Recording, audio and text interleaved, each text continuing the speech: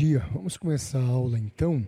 Hoje vai ser a nossa aula de número 35 e nós vamos estudar ainda sobre as doutrinas da graça. Vamos estudar a depravação total e o tema de hoje é o livre-arbítrio e a escravidão da vontade.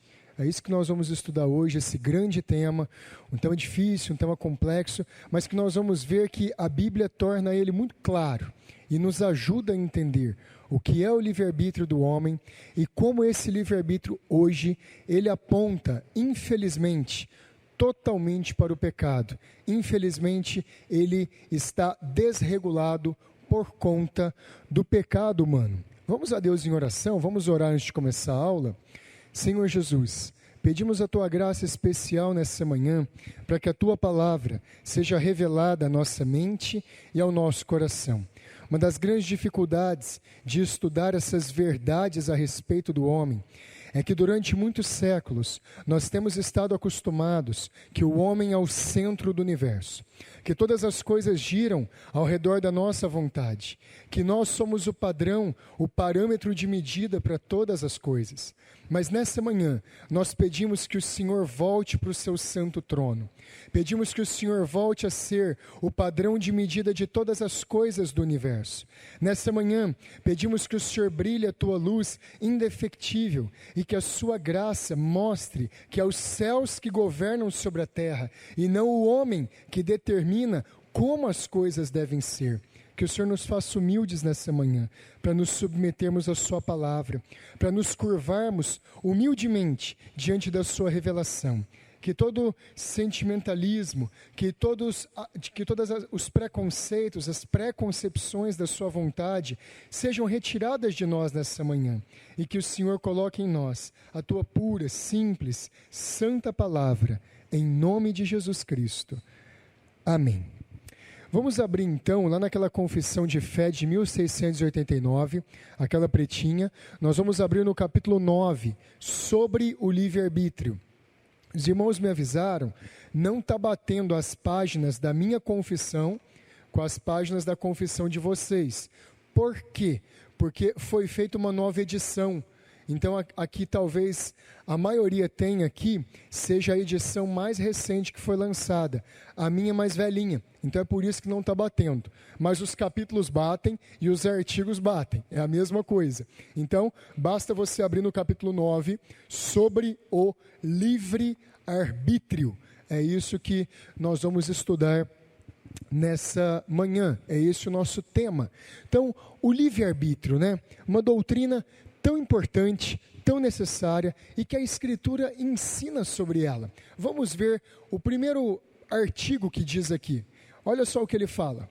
Deus dotou o homem com tal Deus dotou a vontade do homem com tal liberdade natural e poder de ação e escolha, que ela não é nem forçada, nem predeterminada para o bem ou o mal, por qualquer necessidade da natureza. Essa aqui é a explicação do que é o livre-arbítrio. O livre-arbítrio é uma capacidade da vontade. O que é vontade? A gente precisa explicar isso, porque senão a gente não vai entender nada. Livre-arbítrio é uma habilidade, é uma capacidade da vontade, da nossa condição de fazer ou não fazer escolhas. Então, o livre-arbítrio é algo que ele não está predeterminado, ele não está vinculado necessariamente a sempre ser de uma determinada maneira. O que é isso? Não existe uma força externa que nos obriga a fazer determinada coisa. Não. Para a gente ser agente livre, para a gente ser agente responsável, pessoas que tomam as suas próprias decisões e que escolhem se a camisa vai ser rosa, se a cor do sapato vai ser amarela, se quer comer, sei lá, carne de porco ou carne de frango. Para nós termos a condição de sermos imagem e semelhança de Deus, a nossa vontade, ela precisa ser livre. E nós precisamos ter uma liberdade natural, uma liberdade da própria essência humana de fazermos escolhas e de escolhermos se a gente quer A ou B, C ou D. A gente tem que poder fazer escolhas, porque senão a gente seria robô. Senão nós seríamos um punhado de pessoas pré-programadas. Então a nossa confissão de fé batista, ela está já refutando uma ideia que a doutrina reformada, a doutrina calvinista, torna todo mundo um robozinho. E que todo mundo faz somente o que Deus quer e que nós estamos impossivelmente vinculados a uma vontade tirânica de Deus e que ninguém pode escolher nada. Meu filho, você escolheu a hora que você acordar hoje de manhã. Ou às vezes não, né? Às vezes você meteu a mão no despertador e passou. Mas você escolheu várias coisas. Essa linda senhora que está sentada no seu lado, senhora sua esposa, senhor seu esposo, esse belo homem, você escolheu eles. Não foi Deus que falou, casa miserável. Claro que não. Você escolheu. Você, não sei se foi o cheiro dos cabelos, o brilho dos olhos, a maciez da pele. Alguma coisa te levou a escolher o seu consorte, seu marido ou sua mulher. E essa é a liberdade natural dos seres humanos. Deus criou os seres humanos para serem agentes livres. E aí a nossa confissão de fé fala com poder de escolha. Olha que coisa forte. Nós podemos escolher. Nós temos a condição de escolher. Mas pastor, mas isso é calvinismo? É. Mas isso aqui é doutrina reformada? É, tá aqui, ó. Quem escreveu isso aqui foi puritano. E eles eram mais calvinistas do que a gente. Então quer dizer que tem livre-arbítrio? Tem, mas vamos ver como é que tem.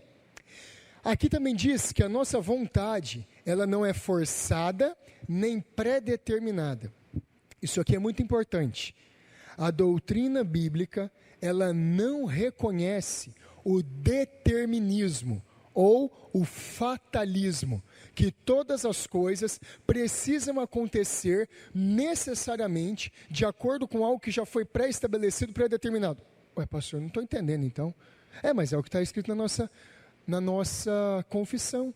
Não há uma pré-determinação da nossa vontade. No estado original que Deus criou os seres humanos foram dotados de plena capacidade de escolha, de plena capacidade de agência, liberdade de ação. Deus fez os seres humanos assim. Nós não estávamos pré-determinados a pecar. Nós não estávamos predestinados a pecar. Não havia alguma maneira macabra de Deus que falou, esse aqui, eu criei Adão e Eva e eles precisam pecar. Não foi feito desse jeito e as aulas anteriores nos provaram isso, biblicamente. Mas a nossa confissão continua. A nossa vontade, ela não foi predeterminada para o bem ou para o mal, por qualquer necessidade da natureza. E essa parte aqui é importante. A nossa vontade, lembra que a gente está falando de vontade. Vontade é desejo, vontade é o que a gente quer fazer. Vontade é aquilo que nós escolhemos, desejamos fazer. Beleza. A nossa vontade, ela, no estado original, não foi direcionada nem para o bem, nem para o mal.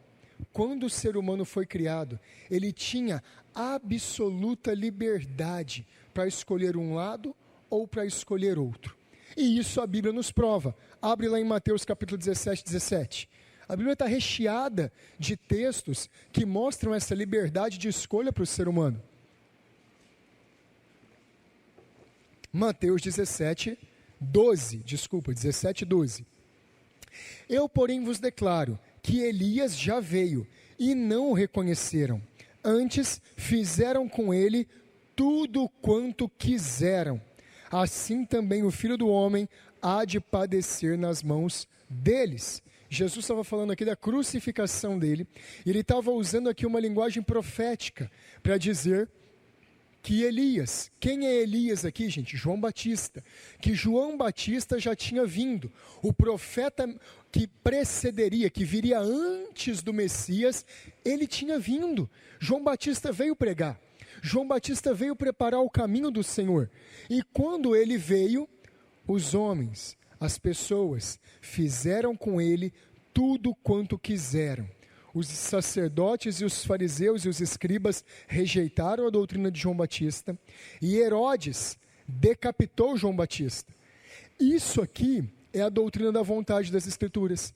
Herodes, quando mandou matar, ele quis mandar matar. Ele exercitou a vontade dele para mandar matar. Herodias e a filha dela, que pediu a cabeça de João Batista numa bandeja, elas exercitaram a vontade delas e elas pediram para matar João Batista. E Jesus ele está só confirmando isso. E ele está dizendo, os homens fizeram com ele tudo quanto quiseram.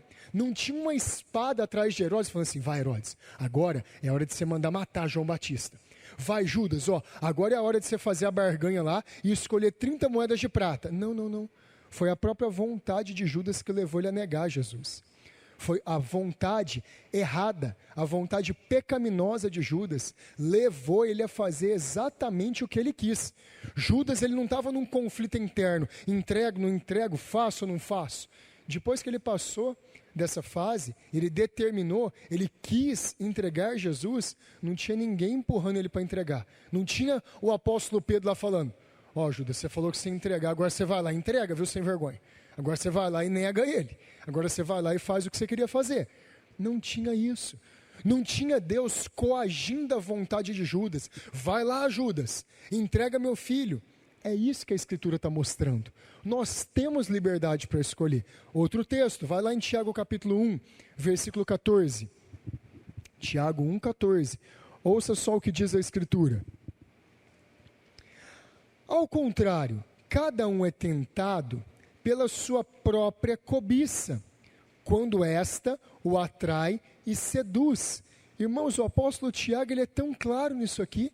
Ele diz que aquilo que nos tenta, aquilo que nos atrai, aquilo que nos leva a pecar, não é uma coisa que Deus colocou no nosso coração e falou, peca miserável. Não, nós somos tentados pela nossa própria cobiça. Não é algo pré-determinado por Deus, mas é algo que está de acordo com o gosto daquele que comete o pecado. O bêbado, o ébrio, ele adora a bebida, ele gosta da bebida. O imoral, o injusto, ele gosta da sensualidade. Não tem ninguém que precisa forçar ele a gostar daquilo ali. Ele gosta. O ímpio gosta da mentira. Ah não, pastor, mas tem tanta gente que não gosta da mentira. A mentirinha branca eles gostam. A mentirinha que não ofende ninguém a gente gosta. O ímpio gosta do pecado. E isso não é uma situação contrária à nossa natureza. É isso que Tiago está falando. Veja só Deuteronômio 30, versículo 19. Os céus e a terra tomo hoje por testemunhas contra ti, que te propus a vida e a morte, a bênção e a maldição. Escolhe, pois, a vida, para que vivas, tu e a tua descendência.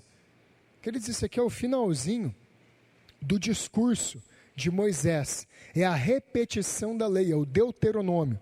E Moisés está falando assim, olha, eu vou tomar como testemunha da liberdade que Deus deu para vocês escolherem, entre o que é bom e entre o que é mal, entre o que é da vida e o que é da morte, entre o que é bênção e o que é maldição. Deus deu plena liberdade de escolha. É uma liberdade natural, nasceu com o homem. Nós temos liberdade para escolher. Ela é essencial. Se tirar a liberdade de nós escolhermos, nós deixamos de ser homem, nós deixamos de ser mulher, nós deixamos de ser ser humano. Se nós não pudermos fazer escolhas, nós somos um punhado de robôs vivendo nesse mundo. Nós podemos fazer escolhas. E Deus, nesse texto de Deuteronômio 30, 19, ele ainda fala, escolhe, pois, a vida, para que vivas, tu e a tua descendência. É como se Deus desse a dica ainda, tem esses dois caminhos, vai por ali, vai pela vida. Deus ainda deu a dica, Deus ainda ajudou e sugeriu qual que deveria ser a melhor escolha. Ele ainda orientou. O pastor, mas e aí? Como é que faz? Por que não dá certo mais? Por que as nossas escolhas hoje são más? Porque se todo mundo pode escolher, por que todo mundo então não acaba com a guerra? Por que nós não acabamos com o mal? Por que nós não acabamos com o crime? Isso foi o que as aulas anteriores ensinou. Porque a nossa natureza está corrompida. Então, nós temos a nossa vontade, mas a nossa vontade, ela vai escolher coisas que agradam a ela. E a partir do momento que todos nós somos pecadores, o que nos agrada é o pecado, é a rebelião, é o fugir contra Deus, é o desobedecer à vontade de Deus. A vontade permanece lá, a vontade está intacta, a vontade não foi mexida. O problema está justamente nela, porque Deus não tirou a nossa vontade, ela está sempre escolhendo o que é errado, ela está sempre escolhendo o que é torto, ela está sempre escolhendo o que não agrada a Deus. Agora, os próximos 4 artigos da nossa confissão de fé, eles vão nos ensinar os estados do homem na terra. O primeiro estado, que a gente vai ver aqui no artigo 2, é o estado da inocência. O segundo estado, que está no artigo 3 da nossa confissão de fé, nós vamos ver o estado do pecado hereditário. O terceiro estado, que é o artigo 4º, que está aqui na nossa confissão, nós vamos ver o estado da graça, quando uma pessoa se converte e é salvo pela graça. E o quinto estado, e o quarto estado, é o estado da glorificação do artigo 5º, que nós não poderemos mais pecar. Então agora nós vamos estudar como é que funcionou isso aqui na vida humana. E vocês vão ver o tanto que faz sentido. Veja lá o nosso artigo 2, na confissão de fé. Olha o que ele diz, vamos ler. O homem, em seu estado de inocência, tinha a liberdade e o poder de querer e fazer aquilo que é bom e agradável a Deus, mas, ainda assim, era instável, de forma que ele podia cair desse estado. Esse aqui é o estado da inocência. O homem, ele foi criado com a plena capacidade de escolher o bem e o mal, o certo e o errado. Mas o que caracteriza esse estado aqui da inocência? Adão e Eva, lá no Jardim do Éden. O que caracteriza esse estado? Instabilidade. Por que instabilidade? Porque Deus, ele criou Adão e Eva inocentes. Inocente significa sem a vinculação para o pecado. Eles podiam escolher tanto o bem quanto o mal. Perfeito. Só que eles eram instáveis. Havia a possibilidade deles escolherem o que era errado. Havia a possibilidade deles escolherem o que era mal. E isso sem nenhuma obrigação, sem nenhuma coerção, não tinha ninguém com uma espada atrás deles obrigando. Você pode ver só, nós já estudamos isso na aula passada. Gênesis capítulo 3, Satanás, a serpente, ela usa apenas argumentos com Adão e Eva. Você viu o diabo pegando o fruto da árvore proibida e falando, come mulher, se você não comer, eu vou te esganar. Não fez isso não. Você viu o diabo ameaçando Adão, falando, se você não comer, eu vou cuspir fogo em você, eu vou te matar. Teve não. Você viu o diabo pegando na mão de Adão e obrigando ele a comer? Não teve. Ou talvez o diabo sequestrando Eva, colocando uma faca no pescoço dela e falando assim, come Adão, senão eu mato ela. Teve também não. Não teve coerção, nem Satanás obrigou Adão e Eva a comer do fruto da árvore, do bem e do mal.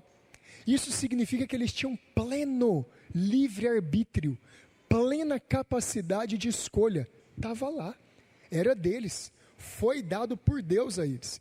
E eles podiam escolher o que é bom e agradável a Deus, e tinham toda a condição. Vamos ver a Bíblia falando sobre isso? Eclesiastes 7:29.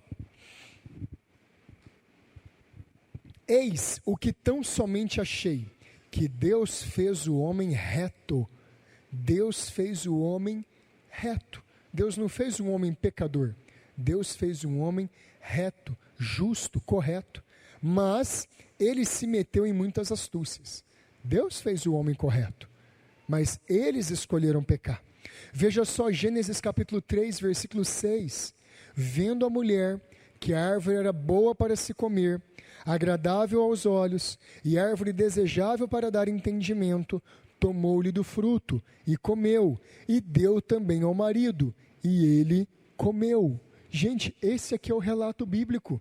Não teve nenhuma coerção, não teve nenhuma obrigação deles comerem, eles comeram porque quiseram. Eu estou insistindo tanto nisso, porque uma das grandes acusações contra a doutrina reformada é falar que ela torna todo mundo robozinho de Deus. Nós estamos lendo. Vocês estão lendo os textos aqui. Vocês estão lendo as Escrituras. Vocês estão vendo aqui as explicações da nossa confissão de fé batista. Está bem claro aqui. O homem não é um robozinho. Deus deu a ele liberdade de escolha plena. Livre-arbítrio é a palavra proibida para os calvinistas. Não, está escrito na nossa confissão aqui. Não tem nenhum problema quanto a isso. O problema é falar exatamente o que é o livre-arbítrio. É aqui que reside o problema. O que acontece então? Nesse estágio da inocência, o homem possuía algo que os teólogos chamam de posse peccari et non peccari. Isso é latim. Isso significa o homem podia pecar e não pecar. O homem tinha a plena capacidade de ir para a esquerda ou para a direita. Ele poderia pecar e poderia também não pecar. Agora vamos avançar para o terceiro estado que a nossa confissão fala, e é o estado de pecado hereditário. Veja só o artigo 3. Olhe lá, o segundo estado. Não o terceiro, não. O segundo estado no artigo 3. Vamos ler. O homem, por meio de sua queda, em um estado de pecado, perdeu completamente todo o poder da vontade quanto a qualquer bem espiritual que acompanhe a salvação. Assim como um homem natural, inteiramente adverso, oposto a esse bem e morto em pecado, não é capaz, por sua própria força, de converter-se ou preparar-se para isso. Aqui agora é o ponto principal do livre-arbítrio. Aqui é o que divide a gente e é o que divide as Escrituras. Nós vamos ver muitos textos bíblicos. É o que divide a doutrina bíblica da doutrina de pré-determinação, de fatalismo, aquelas pessoas que falam que tem um destino inexorável e que aquele destino vai acontecer e que a vontade do homem não pode fazer nada para mudar isso. Daqueles também que ensinam que o homem é um ser todo-poderoso e que a vontade dele pode tudo e que o homem é que escolhe Deus. Nós vamos ver que a doutrina bíblica não é nenhuma nem outra. A doutrina bíblica, ela consegue deixar explicado para a gente, ainda que seja difícil de entender, a responsabilidade humana e a soberania divina. E nós vamos ver textos bíblicos sobre isso. Qual que foi o problema com o pecado? O pecado roubou o poder de escolha do homem? O que vocês acham? Será que nós paramos de fazer escolhas? Olha para a sua vida. Você parou de escolher as coisas? Não. Hoje de manhã eu fui tomar café da manhã. Tinha mamão e tinha melão para eu comer. Eu não quis comer o mamão. Eu comi o melão. Eu fiz uma escolha. Eu não sei o que você tomou de café da manhã, ou se não tomou, mas você fez uma escolha com relação a isso. E não tinha nada que te impedia disso. Você escolheu o que você iria fazer. Você escolheu a cor da roupa, você escolheu qual que vai ser o almoço hoje. Você tem liberdade para escolher várias coisas. Então, a primeira coisa que a doutrina do livre-arbítrio ensina é que depois do pecado, o homem não deixou de fazer escolhas. O homem não deixou de ter liberdade para escolher. Nós temos todo o livre-arbítrio do mundo. E é o que a nossa confissão fala. O problema é que nós perdemos completamente todo o poder da vontade quanto a qualquer bem espiritual que acompanha a salvação. O problema não está na liberdade, no direito de fazer escolha.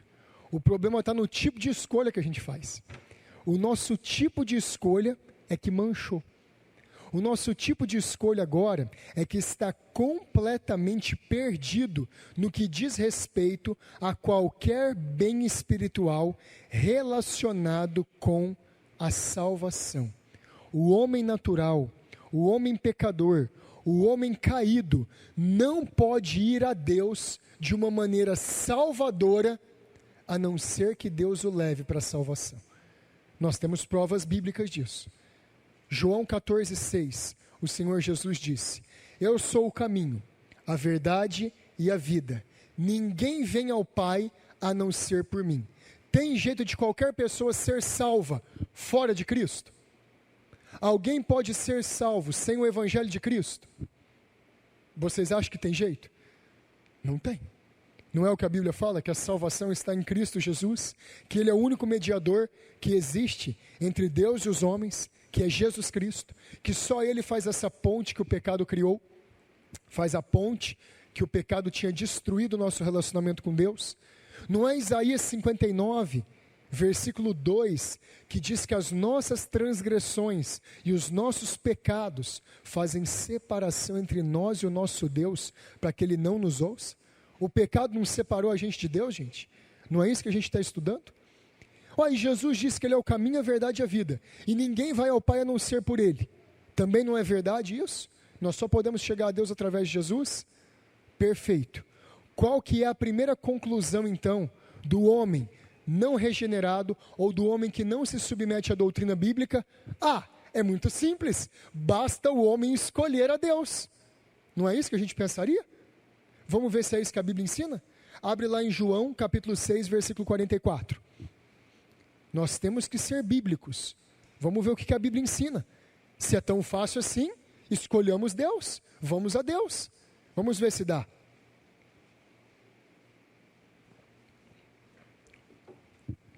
João 6, 44. Quem está falando aqui é Jesus. Ninguém pode vir a mim, se o Pai que me enviou não o trouxer, e eu ressuscitarei no último dia. Não, mas eu vou a Jesus, Ele é o caminho, Ele é a verdade, Ele é a vida. Mas você não pode ir até Ele, se o Pai não te levar a Ele. E o que a gente aprendeu na primeira aula, lá atrás das doutrinas da graça? Que o Pai leva as pessoas até Cristo, pelo seu amor, antes da fundação do mundo, através do decreto da eleição. É o que está escrito, gente. É Bíblia. A gente pode até não gostar, a gente pode até não achar bom. Não, mas eu quero ainda. Mas não consegue, não pode. O homem natural não pode ir a Deus. Olha só, é só ler de novo. Ninguém pode vir a mim se o Pai que me enviou não o trouxer.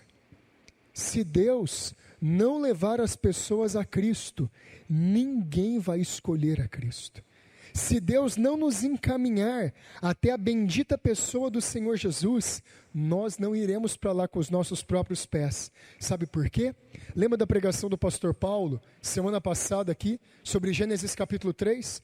Qual foi a primeira e a segunda atitude, logo depois que o ser humano pecou? Logo depois que Adão e Eva pecaram, qual foi a primeira atitude que eles tomaram? Fizeram roupas. Primeira coisa que eles fizeram foi fazer roupas. Mas roupa de folha de árvore, gente. Você acha que isso ia dar certo? Você acha que isso ia resolver alguma coisa? Você acha que isso ia cobrir alguma vergonha deles? Não ia. Sabe o que isso significa? E muitos teólogos interpretam essa passagem de uma maneira claríssima. O homem procurou um caminho alternativo para ter justiça diante de Deus. Estava nu, estava envergonhado. Foi lá e fez roupa de folha de figueira. Não sei se vocês conhecem a figueira. Gente, a folha da figueira é fininha. Aquilo ali não ia cobrir nada. Ia virar uma vergonha para Adão e Eva. A nossa religiosidade e as nossas obras são trapos de imundícia, diz Isaías 64. Trapos de imundícia. Nós não podemos salvar nós mesmos. Qual foi a segunda atitude que o ser humano tomou depois? Fugiu e se escondeu de Deus. E o homem, desde Adão e Eva, está fugindo de Deus, está se escondendo de Deus, não quer Deus. Então você acha que hoje, 5 mil, 6 mil, 10 mil anos depois que aconteceu o pecado original, você acha que hoje o homem, ele melhorou? Você acha que hoje o ser humano melhorou? E que hoje, puxa, finalmente a gente evoluiu, a gente está melhor, e agora a gente vai escolher a Deus? Isso aconteceu, gente? Claro que não. Hoje os seres humanos continuam fugindo de Deus. Então esse é o grande problema. O homem no estado caído, ele permanece fugindo de Deus. Ele não quer buscar a Deus de forma alguma. Ele se esconde ou ele resiste a Deus totalmente. Escuta só o que eu vou ler. é um comentário da nossa confissão de fé, feito por A.A. Rod. A alma do homem, em virtude da queda, sendo moralmente corrompida e espiritualmente morta, seu entendimento sendo espiritualmente cego e suas inclinações pervertidas, o homem é completamente indisposto, incapaz e contrário a todo bem e inclinado a todo mal. Por isso, o homem perdeu totalmente a capacidade de querer qualquer bem espiritual que acompanhe a salvação, de sorte que o homem não é capaz, por sua própria força, de converter-se, ou mesmo de preparar-se para isto. Essa aqui é a realidade do homem. Quer a gente goste, quer não, o homem não é um ser espiritual. Nós não nascemos com uma medida de fé no coração e todo mundo vai buscar a Deus. Não. Nós nascemos com um buraco no coração e com uma necessidade espiritual. E todo homem vai buscar algum preenchimento espiritual. Como? No paganismo, no catolicismo, no espiritismo, em qualquer tipo de religião, menos na religião da Bíblia, menos na religião das Escrituras, porque a religião das Escrituras é uma religião sobrenatural, que só pode ser praticada pelo poder sobrenatural do Pai elegendo, do Filho morrendo pelos pecados do povo dele e do Espírito Santo regenerando o coração. Só a Trindade pode salvar o homem. Vamos avançar. Jeremias 13, 23, abre lá. Vamos ver se o homem tem capacidade. Jesus disse que não tem.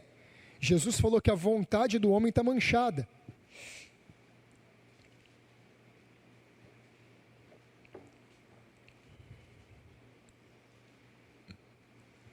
Jeremias 13, 23.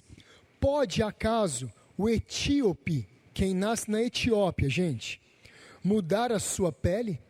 Ou o leopardo tirar de si as suas manchas? Então poderíeis fazer o bem, estando acostumados a fazer o mal.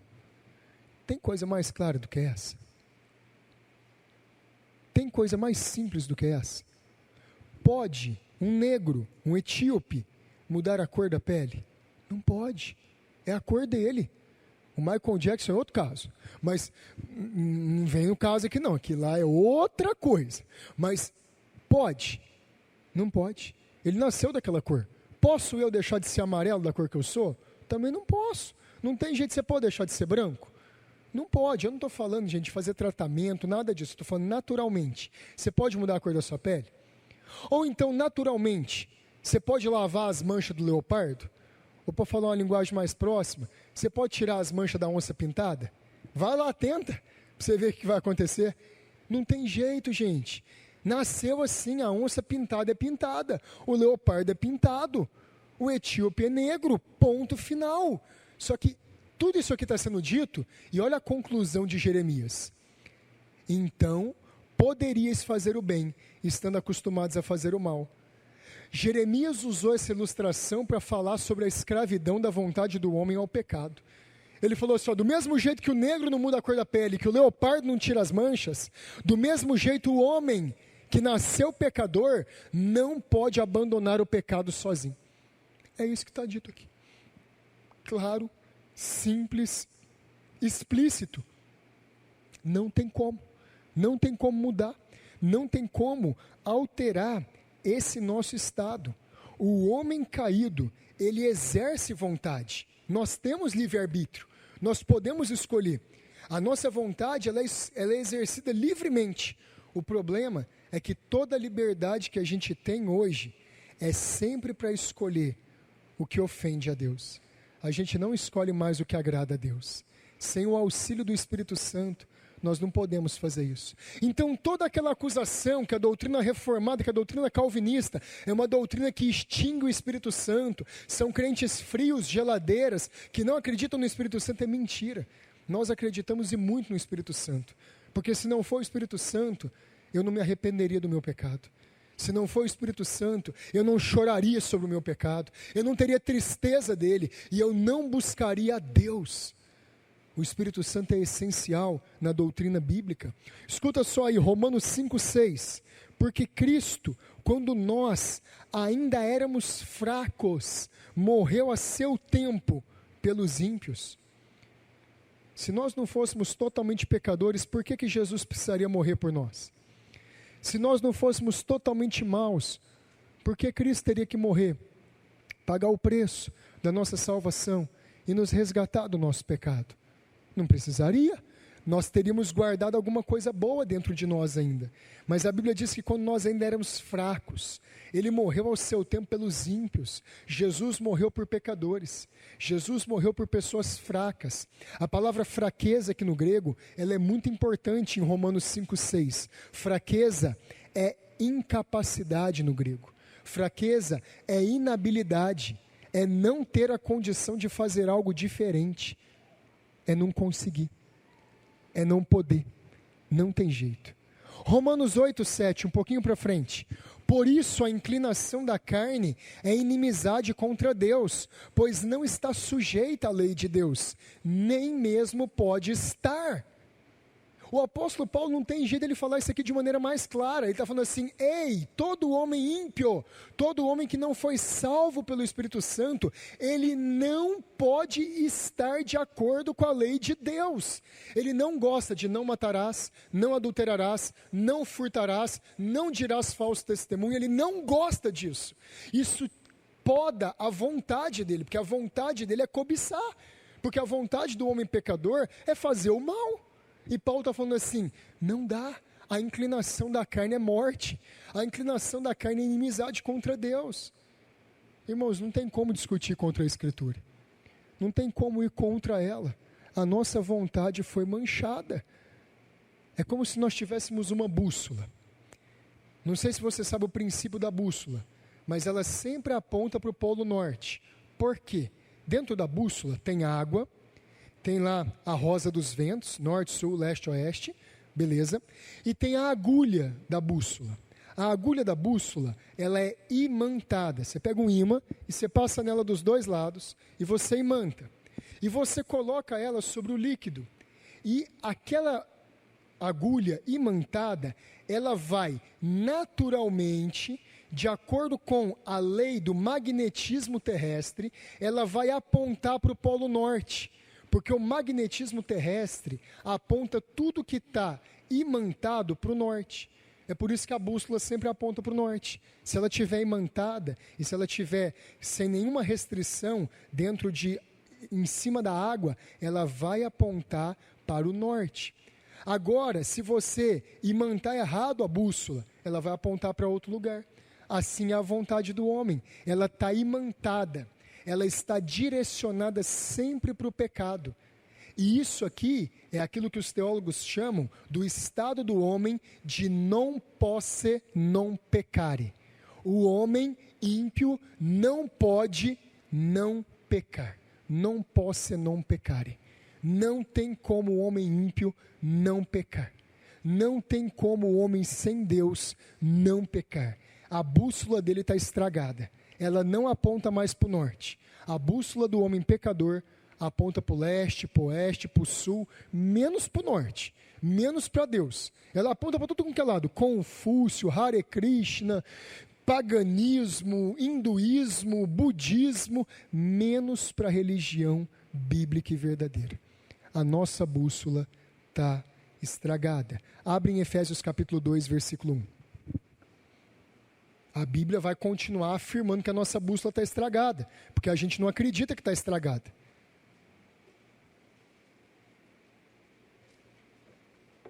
Efésios 2:1. Ele vos deu vida, estando vós mortos nos vossos delitos e pecados. Versículo 5. E estando nós mortos em nossos delitos, nos deu vida juntamente com Cristo. Pela graça sois salvos. Gente, é tão claro isso aqui. É tão explícito. Qual é o estado do homem em pecado? Morto. Morto. Mas a gente não está morto. O Ivan está vivo, o Mike está vivo. Nós estamos vivos aqui. Mas por que a Bíblia fala que nós estamos mortos? Mortos em tudo que diz respeito à salvação. Mortos em tudo que diz respeito a escolher pela nossa própria força a salvação do jeito de Deus. Não temos capacidade, não temos condição. A Bíblia diz que os nossos pecados nos mataram e nós estamos mortos nesses pecados. E a salvação só pode acontecer por graça. E graça não é que Jesus comprou a salvação por todos os homens e todos os homens podem escolher a salvação. Graça é que Jesus salva soberanamente os homens que Ele quer e que Ele escolheu. Está na Bíblia. Está escrito aqui. É duro? É difícil entender essas realidades? É por isso que o apóstolo Paulo gastou Romanos inteiro para escrever sobre isso. É por isso que ele vai do capítulo 1 até o capítulo 9, explicando a doutrina da salvação. Depois ele vai do 10 a 11, explicando a diferença do judeu e do gentil. Depois ele vai do 12 até o 16, ensinando como viver uma vida santificada. É por isso que a carta aos Romanos é tão extraordinária. Você quer entender a doutrina do Evangelho da salvação? Estude Romanos. Vai do capítulo 1 até o capítulo 16. Se você não for convencido, rasga a Bíblia e põe fogo. Não volta mais nessa igreja, não. Mas é verdade, porque está ali. Está na Escritura. Não tem como fugir disso. O homem é pecador. E o homem só pode ser salvo pela graça de Deus. Isso aqui está mais uma vez confirmado. Tito capítulo 3. Abre lá. Vamos ver se o homem, ele guardou alguma ilha de moralidade dentro dele. Vamos ver se dentro do coração do homem ainda tem alguma partezinha lá escondida, que ainda quer a Deus. Vamos ver se tem. A Bíblia fala que não tem. Tito 3. Pois nós também, outrora, antigamente, éramos nécios, desobedientes, desgarrados, escravos de toda sorte de paixões e prazeres. Gente, um escravo tem vontade? Tem, mas ele pode exercer a vontade dele? Não. O escravo desejaria voltar para a liberdade, voltar para a família dele. O escravo desejaria fazer as coisas do jeito que ele quer. Ele tem o poder, ele tem a habilidade, Claudião, de fazer o que ele quer? Não, ele é escravo. Ele perdeu a capacidade, a habilidade de exercer a própria vontade dele livremente. Ele se tornou escravo. Gente, está escrito aqui, é o texto. Nós éramos escravos de paixões e prazeres. Quantas vezes prometemos que não iríamos mais olhar tal coisa e olhávamos? Que não iríamos mais ligar para tal pessoa e ligávamos? Que não iríamos mais fazer determinada coisa e fazíamos? Que foi a última vez que eu fui lá, para ir depois mais 38 vezes. Escravos. Não tinha jeito. O pecado colocava um escravo sobre todo ímpio e falava, para cá, para lá. Por isso que Lutero fala da escravidão da vontade. Nós éramos escravos dos prazeres e das paixões. Vamos continuar. Vivendo em malícia e inveja, odiosos e odiando-nos uns aos outros. Versículo 4. Quando, porém, aqui vai mudar a situação. Como é que a situação muda? Se manifestou a benignidade de Deus, nosso Salvador, e seu amor para com todos, não por obras de justiça praticadas por nós, mas segundo sua misericórdia. Ele nos salvou, mediante o lavar regenerador e renovador do Espírito Santo. Deus, pela obra dele, pela graça dele, pela bondade e misericórdia dele, não por nenhuma obra de justiça que nós fizemos, ele resolveu salvar pecadores. O fato mais incrível do mundo é que Deus salva pecadores. Deus não salva pessoas boas. Deus não salva pessoas que merecem ser salvas. Ele salva pessoas completamente pecadoras, que precisam completamente da ajuda dele. A salvação é 100% de Deus. Martinho Lutero, o grande ponto da reforma protestante, o grande ponto, logo depois da doutrina das Escrituras, e de nós voltarmos para a Escritura e interpretarmos ela, o grande ponto da reforma protestante foi com relação à salvação. O homem pode ser salvo sozinho ou ele depende totalmente da graça de Deus? O livro que Lutero considerou o livro mais importante que ele escreveu é um livro que chama De Servo Arbítrio, o arbítrio escravo, ou a escravidão da vontade.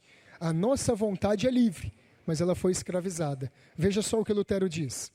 Um homem sem o Espírito de Deus não faz o mal contra a sua própria vontade, sob pressão, como se estivesse sendo agarrado pela nuca e obrigado a fazê-lo, como um ladrão sendo arrastado contra a sua vontade para a punição.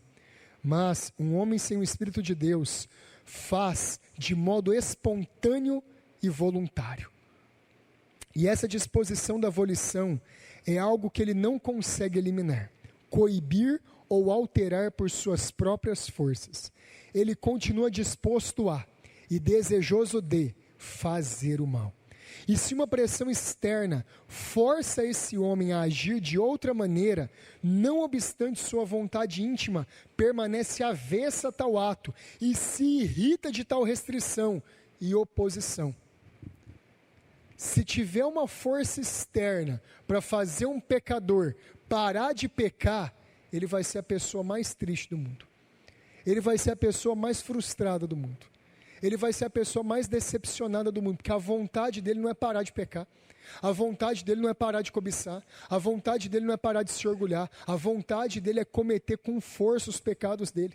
E se ele for proibido por algum mandamento do Pai, por alguma obrigação da igreja, por alguma restrição externa, a vontade dele continua lá dentro escravizada. Quem aqui talvez tenha um filho ímpio, que não te acompanha nos cultos, que não te acompanha na igreja, e você tenta forçar ele aí na igreja, e vira que ouvir a palavra, é tudo que ele não quer, não é? É tudo que ele não deseja, não é?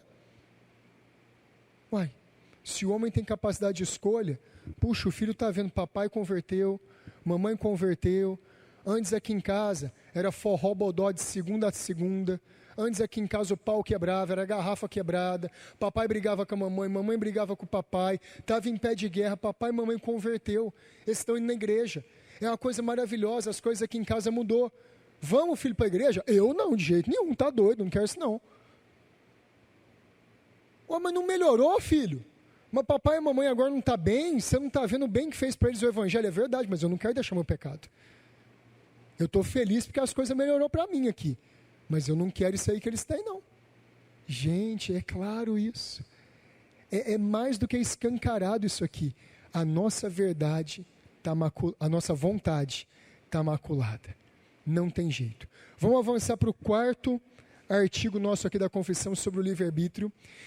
E nós vamos ver agora que como é o nosso estado de graça. Quando alguém é salvo, o que acontece com o livre-arbítrio dele? Você foi salvo, homem, mulher, o que acontece com a sua vontade? Vamos ler a nossa confissão. Quando Deus converte um pecador e o transporta para o estado da graça, Ele o liberta de sua natural escravidão ao pecado. E por sua graça, o habilita a livremente querer e fazer aquilo que é espiritualmente bom. Ainda assim, em razão da corrupção remanescente, o pecador não faz perfeitamente, nem apenas deseja o que é bom, mas também deseja o que é mal. Opa! Agora mudou. Quando nós somos salvos, o que é a salvação? É Deus libertando o homem da sua escravidão natural, do seu amor natural ao pecado. Ele quer pecar, mas quando Deus salva um homem, Ele tira as vendas daquele homem, daquela mulher, e pela primeira vez na vida, ele tem convicção do pecado. Ele tem entendimento que o que ele está fazendo é contra Deus, e se ele continuar pecando, ele vai ser condenado. Por que, gente, que o homem natural, por que o homem que não foi salvo por Deus peca com tanta liberdade? Porque ele duvida do juízo de Deus. Ele duvida que vai ser condenado. Ele duvida que vai ser julgado e lançado no inferno. Ele duvida, ele não acredita. Mas quando Deus salva alguém, Deus mostra para essas pessoas os terrores do pecado. E essa pessoa pode, pela primeira vez na vida, exercer o livre-arbítrio dela para algo que não é o mal continuamente, mas pela primeira vez exercer para o bem e escolher livremente a Deus. E aquela acusação que a doutrina reformada fala, que Deus salva pessoas que não querem, e que se o calvinismo for verdade, vai ter um punhado de gente indo para o céu que não quer ir para o céu. Então, isso aí é a história da carochinha. Isso aí é intriga da oposição. Isso aí é falta de ler o que a Escritura fala. Porque a Escritura não diz isso. A doutrina bíblica reformada não diz isso. A doutrina diz que Deus liberta o homem da escravidão do pecado e fala: você está livre. Pode ir. Pode escolher. E é isso que muda tudo. Sabe por que muda tudo? Porque até Deus libertar, o homem só queria escolher o pecado. Mas quando Deus liberta, através da regeneração, através do Espírito Santo, dá um novo coração ao pecador, ele olha, ele fala: meu Deus, eu pequei contra os céus e contra ti. Eu já não sou digno de ser chamado um dos teus filhos. Trata-me como um dos teus escravos. É isso que o pecador faz, arrependido. E ele vê que é pecador. E aquele pecador agora, ele está preso por cordas de amor. Ele está preso por gratidão a Deus. E ele olha e ele fala: o quê? Eu vou voltar para aquela sujeira. Eu vou voltar para aquele pecado. Eu vou voltar para aquela iniquidade. Podendo agora viver uma vida livre, uma vida santa. Eu não vou voltar para isso não. Percebe? Ele está exercendo a vontade dele. E a vontade dele agora não é escrava mais do pecado. Agora, finalmente, o homem pode dar um passo na direção de Deus e querer Deus, e desejar Deus. Deus não vai levar ninguém para o céu que não quer ir para o céu. Ele vai mudar o coração dessa pessoa e, pela primeira vez, a vontade dessa pessoa vai querer a Deus. A vontade finalmente pode escolher. Finalmente ela pode desejar por Deus. Antes disso, a nossa vontade nunca quis. Depois da libertação, depois da salvação, a nossa vontade quer Deus. E isso a Bíblia ensina. E isso é claro nas Escrituras. Abre lá em Colossenses 1,13.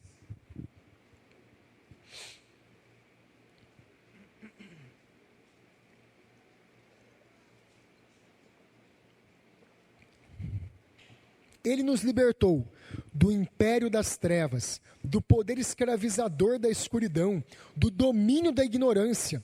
Jesus nos libertou. Ele abriu a porta da prisão e nos transportou para o reino do Filho do seu amor. Deus nos transportou para um reinado de amor libertador, gracioso.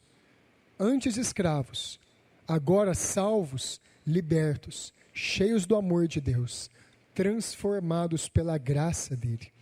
João 8,36, isso aqui você conhece de cor. Lembra de João 8,32? E conhecereis a verdade, e a verdade vos libertará. O que liberta é a verdade. E o conhecimento da verdade não é só ler a verdade, mas é a verdade fazer sentido no coração, através da atuação do Espírito Santo.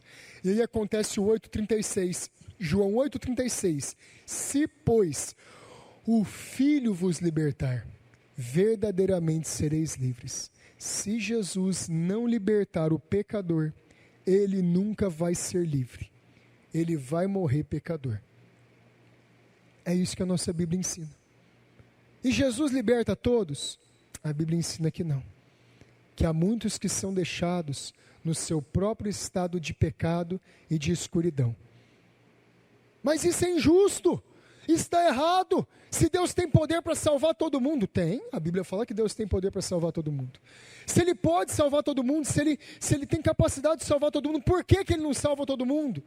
Olha, peraí, vamos tirar a emoção de lado primeiro. Porque está cheio de emoção a frase dessa. Vamos olhar para a realidade. Você acha realmente que todo mundo foi salvo? Você acha que realmente a sua bondade, o seu senso de justiça e a sua capacidade de fazer o bem é maior do que a capacidade de Deus fazer o bem? Não foi eu nem foi você que criou o ser humano, foi Deus que criou. Nós somos criaturas dele. Ele tem muito mais amor pelo ser humano do que eu e você qualquer dia pode ter. Então isso é partir de um pressuposto errado.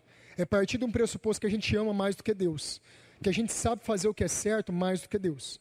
E isso é esquecer a queda do homem em pecado. Lembra que Deus não forçou o homem a cair em pecado? Que o homem caiu porque quis? E que nós pecamos hoje, não é porque a gente está pré-determinado para pecar, mas porque a nossa vontade ama o pecado? E aí? Como é que a gente faz? Deus, de uma multidão de pecadores, Ele escolheu salvar muitos desses pecadores. Isso é graça, isso é amor. Mas por que ele não salva todo mundo? Por que ele não escolheu todo mundo? Romanos capítulo 9. Quem és tu, ó homem, para responder a Deus? Mas por que Deus, podendo fazer tudo isso, ele não quis fazer? A resposta do apóstolo Paulo, de novo, em Romanos capítulo 9. Somos nós mais justos do que Deus? Ou não tem ele poder para fazer o que quiser da criação dele? E aí? O grande ponto aqui, meus irmãos, é se Deus está no trono ou se ele não está no trono. O grande ponto aqui é se Deus governa sobre o universo ou se ele não governa sobre o universo. Porque se ele governa sobre o universo e existem rebeldes nesse universo, ele pode condenar esses rebeldes justamente. Mas ele, por ser um Deus de amor e de graça, do meio desse punhado de rebeldes, escolhe salvar alguns deles. Escolhe levar muitos deles para o céu. E escolhe transformar o coração deles. Ah, pastor, mas se eu tivesse o poder de Deus, eu salvava todo mundo. Você está querendo dizer então que você é melhor do que Deus? Você está querendo dizer então que você tem mais amor do que Deus? Ah, não, pastor, mas essa não pode ser a explicação. Ué, não pode como? Vamos abrir lá em Romanos capítulo 9.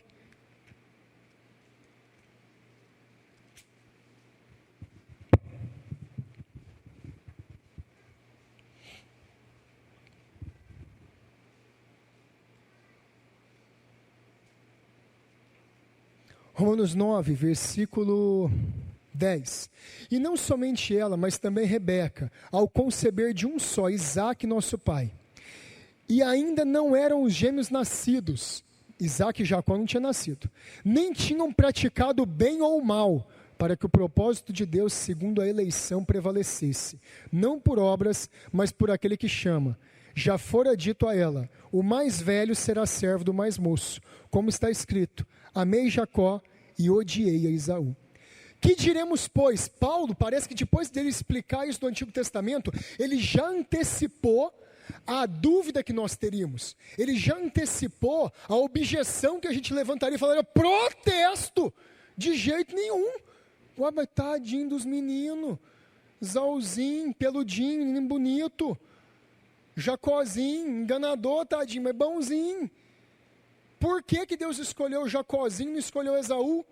Paulo faz questão de dizer, eles não tinham nascido, eles não tinham feito nem bem nem mal, eles não tinham exercido nada da vontade deles ainda, mas ele falou para que o propósito da eleição prevalecesse, por causa de Deus e não deles. Os dois eram pecadores, os dois mereceriam o inferno. Deus escolheu salvar um deles. Olha a resposta de Paulo no versículo 14. Que diremos, pois? A injustiça da parte de Deus? Gente, é tudo isso que a gente pensa. Quando é apresentado para nós a doutrina da depravação total, do livre-arbítrio e da eleição, a primeira coisa que a gente levanta a mão e fala, eu não aceito, esse não é meu Deus, esse Deus não é o Deus das Escrituras. Paulo vai responder isso aqui, olha lá, a injustiça da parte de Deus? De modo nenhum, de modo nenhum. Isso aqui no grego é meginomai. Meginomai é, nunca seja dessa forma. Nunca seja desse modo, jamais Deus pode ser injusto, jamais, meginomai. Aí vamos continuar lendo o versículo 15, pois ele diz a Moisés, terei misericórdia de quem me aprouver ter misericórdia, e compadecer-me-ei de quem me aprouver ter compaixão. Assim não depende de quem quer nem de quem corre, mas de Deus usar a sua misericórdia. A salvação não depende do homem. Deus salva quem Ele quer, onde Ele quer. E você quer uma prova disso? Você. Se você é salvo, por que não foi seu irmão? Por que não foi seu pai? Por que não foi aquele colega de escola que não colava nas provas enquanto você colava, sem vergonha? Por que não foi ele? Por que foi você? Por que não foi aquele amigo de tiro de guerra que fazia as coisas muito mais certo que você? Por que não foi aquela amiga sua, que era muito mais boazinha? Por que Deus salvou você? Que diremos, pois, a injustiça da parte de Deus? Meginomai. Jamais. Jamais. Deus quis fazer assim. Mas Deus continua. Versículo 18. Logo, tem Deus misericórdia de quem quer e endurece a quem lhe apraz. Olha a força do argumento de Paulo. Paulo não pediu desculpa aqui, não. Paulo falou, eu vou falar a verdade, eu vou falar toda a verdade de Deus. Porque o ser humano tem que saber o lugar dele. O ser humano tem que saber que ele é criatura, e que Deus está no céu, e que Deus faz o que ele quiser. Foi com base nessas verdades que o maior sermão pregado, depois da época dos apóstolos, foi pregado lá nos Estados Unidos, por Jonathan Edwards. Todo mundo gosta de falar, pecadores nas mãos de um Deus irado. Jonathan Edwards pregou essa doutrina em Pecadores nas Mãos de um Deus Irado. Pega esse sermão, ele está disponível na internet, tem livrinhos sobre ele, lê Pecadores nas Mãos de um Deus Irado. Foi esse sermão que causou o maior avivamento da história dos Estados Unidos. A doutrina atrapalha a evangelização. Vai falar isso para Jonathan Edwards, que ficou sem dormir 3 dias, que ficou sem comer 3 dias, orando para que Deus usasse, pelo poder do Espírito Santo dele, a palavra. E ele pregou essa doutrina. As pessoas se agarraram nos pilares do templo, lá em Enfield. Eles se agarraram e falaram, Senhor Edwards, pare de pregar isso, porque o inferno está se abrindo e nós vamos cair. Aquilo ali deu início ao grande despertamento dos Estados Unidos. Pregar essas doutrinas, pregar essa verdade, pregar a Bíblia, gente. É por isso que Charles Spurgeon falava o quê? Defender a Bíblia? Defender as doutrinas da graça? Você defenderia um leão? Abra a jaula, solte o leão, ele faz o serviço. Para que a gente vai defender um leão? Para que a gente vai defender a Bíblia? Nós só temos que pregar a Bíblia. Deixa que ela faz o serviço. Deixa que ela muda corações rebeldes em corações obedientes. Olha só depois do versículo 18. Logo ele tem misericórdia de quem quer e também endurece a quem lhe apraz. Paulo parece que ele antecipa de novo a nossa dúvida. E o que ele faz? Tu, porém, me dirás, de que se queixa ele ainda? Pois quem jamais resistiu à sua vontade? Vamos traduzir para a linguagem de hoje. Isso aqui. Já que Deus endurece quem quer, já que Deus salva quem Ele quer, do que Deus se queixa? Do que Deus acha ruim? Já que Ele é todo bonzão, já que Ele é todo poderoso, por que Ele reclama que as pessoas não obedecem à palavra dEle? É essa aqui a queixa. É isso aqui o que o homem natural não aceita, essa doutrina. Qual que é a resposta de Paulo? Quem és tu, ó homem, para discutir isso com Deus? Quem somos nós para discutir com Deus? Você lembra do Salmo 50, versículo 4? Pensavas que eu era teu igual. Essa é a resposta de Deus. É Deus falando assim, peraí, vem cá. Vocês acham que eu sou comedor de feijão? Vocês acham que eu sou como vocês? Vocês acham que o padrão da justiça de vocês é o meu padrão? De jeito nenhum. Quem é você, homem, para discutir com Deus? Versículo 20. Porventura pode o objeto perguntar a quem o fez, por que me fizeste assim? Ou não tem o oleiro direito sobre a massa, para do mesmo barro fazer um vaso para honra e o outro para desonra? Que diremos, pois, se Deus, querendo mostrar a sua ira e dar a conhecer o seu poder, suportou com muita longanimidade os vasos de ira, preparados para a perdição, a fim de que também desse a conhecer as riquezas da sua glória, em vasos de misericórdia, que para a glória preparou de antemão, predestinou? Gente, está aqui. Nós podemos não gostar, pode ser uma doutrina difícil, pode ser uma doutrina complexa, mas é a doutrina da palavra de Deus. As Escrituras ensinam isso. Veja só aqui na nossa confissão de fé, ainda está citado Filipenses 2,13, escuta, porque é Deus quem efetua em nós, tanto o querer como o realizar, segundo a sua boa vontade. É Deus que concede vontade ao homem para transformar um pecador. E é Deus que atua soberanamente, decretivamente, para transformar o coração do homem. Está escrito, gente. Está na nossa Bíblia, está nos textos que nós lemos. Não tem como nós fugirmos dessa realidade. Quarta e última verdade sobre o livre-arbítrio. Vamos no artigo 5º da nossa confissão de fé. A vontade do homem é feita imutável e perfeitamente livre, somente para o bem, apenas no estado de glória, apenas na glorificação. Pastor, o que significa isso? significa que vai existir um dia que a nossa vontade não vai estar mais escravizada ao pecado. Significa que vai ter um dia que a gente não vai ter mais vontade nenhuma de olhar para o pecado, de desejar o pecado. Nós vamos querer a Deus absolutamente. Esse estado, segundo aquilo lá que a gente estava falando em latim, é o non posse peccare. Nós não poderemos mais pecar. Nós seremos como Jesus Cristo é. Nós teremos corpos glorificados. Nós teremos corpos livres de toda imperfeição e de todo pecado. Escuta esse texto, 1 Coríntios 15, dos 51 ao 53.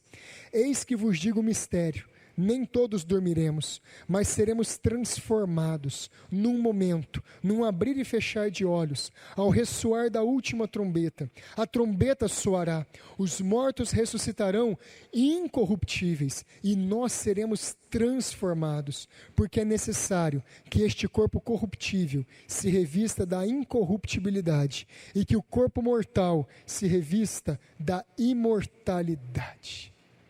Quando isso acontecer, nós nunca mais pecaremos. Quando isso acontecer, a nossa vontade, aquela bússola nossa, ela vai estar imantada direito. Ela vai apontar só para Deus. Ela vai apontar só para a vontade de Deus. E a gente não vai mais pecar. Nós não vamos mais falhar.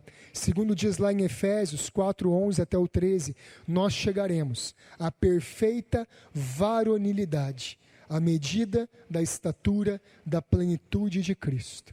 Você quer bênção maior do que essa? Deus nos deu o livre-arbítrio lá no Éden e deu a capacidade de nós escolhermos. Adão e Eva usou mal esse livre-arbítrio. O pecado entrou na raça humana. Hoje, a nossa vida está tendencionada para o mal, está tendencionada para o pecado.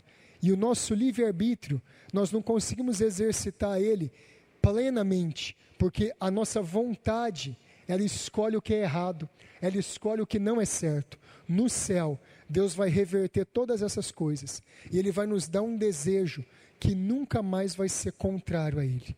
Nunca mais poderemos pecar. Irmãos, eu sei que o que foi ensinado aqui hoje está 100% oposto à maioria das coisas que se prega no nosso século. O homem hoje é o Deus de tudo. A vontade soberana do homem hoje é que manda. Por isso é tão difícil entender as doutrinas reformadas. Por isso é tão difícil entender as doutrinas da graça. Porque depois do iluminismo e com o modernismo filosófico, nós fomos ensinados que podemos tudo. E que nós temos uma força, uma capacidade gigantesca. A Bíblia prova que nós não temos isso. Nós não somos senhores do destino. Nós não podemos fazer todas as coisas. Deus é quem controla o universo. O nosso arbítrio, ele existe. Nós podemos escolher, mas infelizmente, a nossa vontade só escolhe o que é mal. E nós escolhemos o que é ruim. Essa é a doutrina das Escrituras. Para encerrar, deixa eu ler mais uma passagem aqui do A.A. Rod. Ele diz assim, para resumir: Adão era santo e instável. Os homens não regenerados são impuros e estáveis. Quem não é regenerado é impuro, é pecador e é estável no pecado deles. Nunca vai sair do estado de pecado. Vai continuar pecador a vida inteira se Deus não interferir. Isto é, são permanentes na impureza. Os homens regenerados possuem duas tendências morais opostas. É só você ler Romanos capítulo 7 e explica isso. O bem que eu quero fazer eu não faço. O mal que eu não quero fazer eu faço. Essas duas tendências morais digladiam-se pelo domínio dos seus corações, lutam contra eles. Os homens são lançados entre elas, contudo, a tendência graciosamente implantada, gradualmente, por fim prevalece, perfeitamente. Não somos mais escravos do pecado. Os homens glorificados são santos e estáveis. São todos livres e, portanto, todos são responsáveis. Livre-arbítrio não foi tirado, não perdemos a capacidade de escolher. A nossa vontade, ela permanece intacta, só que ela está manchada. É por isso que a gente escolhe mal. esse é o ponto das Escrituras. Semana que vem, nós vamos estudar mais sobre o que é a depravação total e o que não é a depravação total. Ué, pastor, então significa que todo mundo que é depravado vai fazer o máximo de mal possível? Não, não é todo mundo que precisa ser Hitler, Stalin, Mao Tse Tung, bandido da luz vermelha. Não, não é todo mundo não. Vamos estudar biblicamente o que isso significa na aula que vem e então encerramos a aula sobre depravação e entramos no nosso próximo ponto, que é a eleição de Deus. A eleição sem méritos, a eleição totalmente pela graça. Queridos, hoje à noite então às 7, o nosso culto.